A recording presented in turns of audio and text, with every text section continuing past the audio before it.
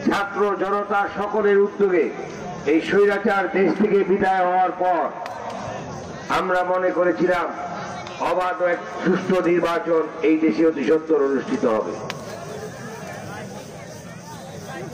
আমাদের সংবিধানে আছে কোন তত্ত্বাবধায়ক বা যে কোনো সরকার হলে 90 দিনের ভিতরে নির্বাচন হওয়ার কথা, এটা আইনে বর্ণনা আছে এবং আমরা তাই আশা করেছিলাম। কিন্তু দীর্ঘ 7 মাস 90 দিনের জায়গায় 210 দিন অতিবাহিত হয়ে গেল, এখন পর্যন্ত সঠিক নির্বাচনের তারিখ ঘোষণা করা হয় নাই।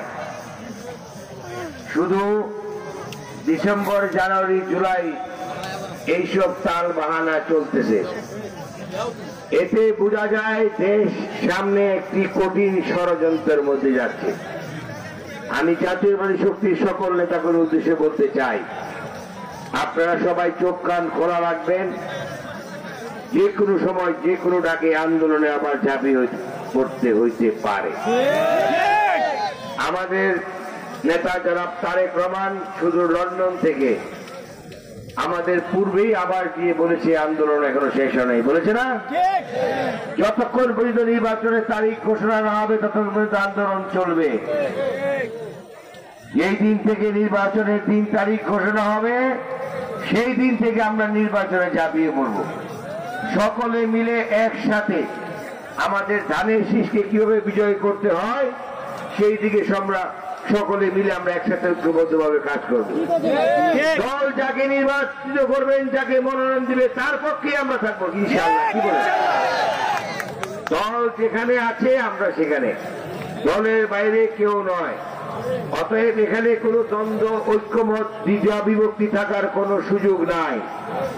যারা দ্বিধা বিভক্তি সৃষ্টি করেন তারা জাতীয় দলের শক্তি নয়, তারা জাতীয় দলের লোক নয়, তারা জাতীয়বাদী লেবাস পরা জাতীয়বাদীর শত্রু।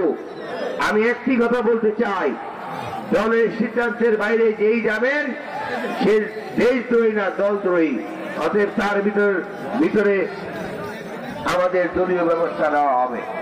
আজকের এই অনুষ্ঠান আমাদের দেশনেত্রী বেগম খালেদা জিয়ার রোগ মুক্তির অনুষ্ঠান।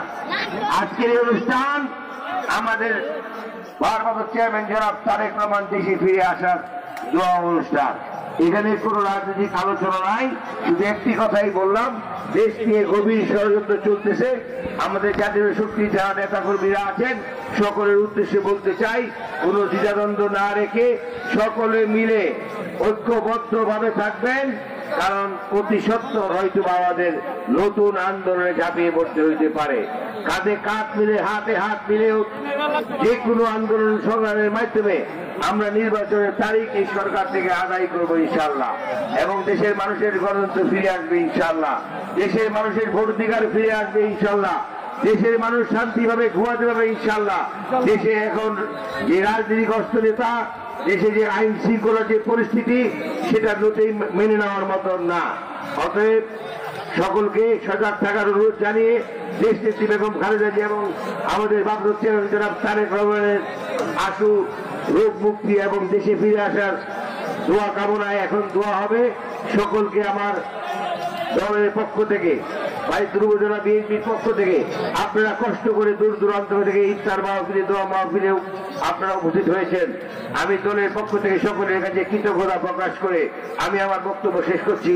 সবাই সুস্থ থাকবেন, ভালো থাকবেন, আল্লাহ আপনাদের মঙ্গল করুক, আপনাদের আত্মীয়স্বজন, মা বাবা সকলের উপর আল্লাহর রহমত বর্ষিত করুক, এই দোয়া কামনায় সকলের বিদায় দিচ্ছি। আসসালামু আলাইকুম।